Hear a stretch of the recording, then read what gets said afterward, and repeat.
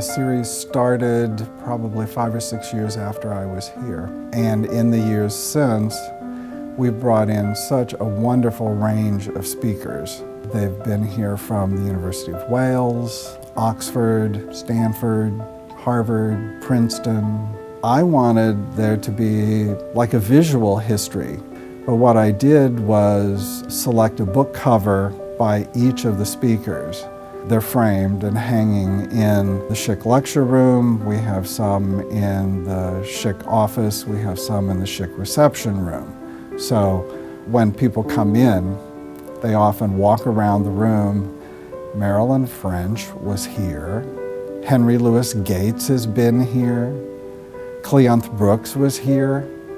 And we, of course, very calmly say, why, yes, of course they were. But they really do find that Dr. Schick is central to the whole experience. We really do have a lot to be thankful for. I met Dr. Schick in 1948. It was in his grammar class. His tests were very wry and very clever because I had to take this sentence apart. But I had to explain the relationships because there is more to grammar than just nouns and verbs and isolation, participles and all that stuff. But his sentence, I've always enjoyed this sentence, that's why I kept it for all these years, 69 years. When I saw him bruised and bleary-eyed, he told me that he had been going to the movies regularly for weeks to develop the calluses on his elbows. I've never had a more humorous test in my life. What his course did, the grammar course, turned me around because he convinced me that there was something worthwhile in grammar.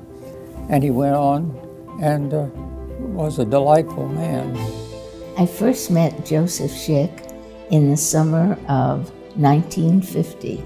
I took a course in American literature, and our major assignment was to do a research paper. When I got the paper back, the cover sheet was completely covered with his comments. He said, I think I have spent perhaps as much time grading this paper as you spent writing it. But I think you are a student worth saving from one of the gravest ills of our time, jargon. I then did not see him until the summer of 1965. I had been living in Boston. I was an editor for Ginn & Company, and I went back to the Indiana State campus to take several English classes.